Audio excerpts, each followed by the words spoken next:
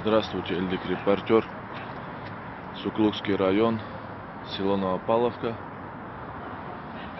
школа-гимназия имени Чингиза Айтматова. Так наша проблема и не решилась с садиком. Вот сегодня суббота, сегодня тишина на улице.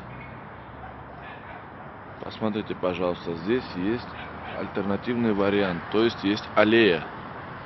За забором на территории школы есть аллея, которую просто-напросто заморозили.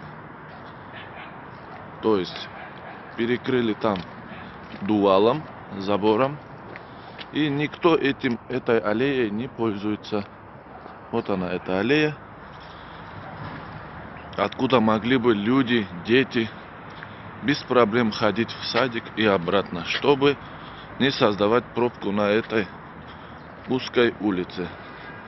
Я сейчас вам покажу, перейду на территорию школы, чтобы вам все показать. Вот, пожалуйста, смотрите, асфальтированная аллейка.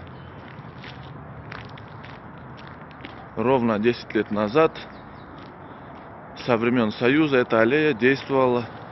И школьники, и люди, и все ходили по этой аллее. Пожалуйста. Что сделали сотрудники администрации школы? Пожалуйста. Они здесь вырыли яму. Здесь настоящая свалка образовалась.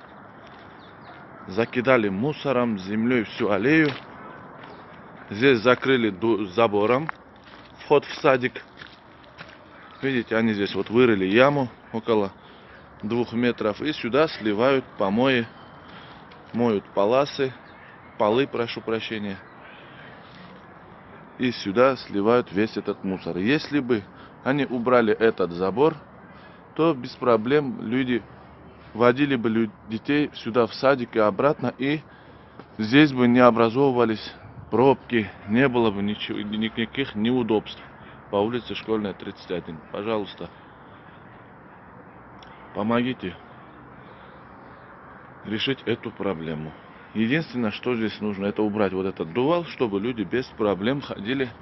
Вот я вам даже сниму в садик. Вот и все. Видите, что они тут натворили? Просто-напросто свалка. Вот отсюда технички, поломойщицы выливают сюда воду. И это территория школы. Просто-напросто заморозили аллейку, и никто ею не пользуется, хотя всегда, всю жизнь ею пользовались. Уже с 2010 года, как только открыли садик, никто ею не пользуется. 10 лет мы вот так страдаем. Вот на этой территории образовывается пробка каждое утро. Пожалуйста, примите меры.